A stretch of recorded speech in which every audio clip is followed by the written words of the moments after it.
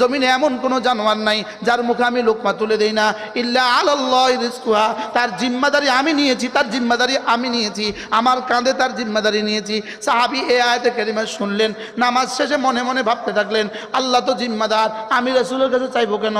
জিম্মাদারকে তিনি আয়াতে কারিমা পড়তে থাকলেন। তিনি এটা পড়তে পড়তে পড়তে পড়তে খিমায় চলে গেলেন।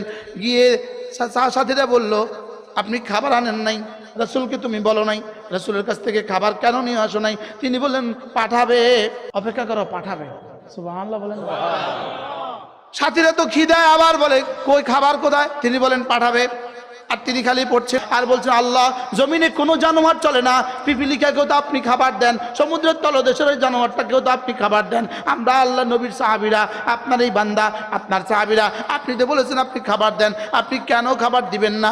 আবার এক আয়াত, ওয়া মা মিন দাব্বাতিন ফিল আরদি ইল্লা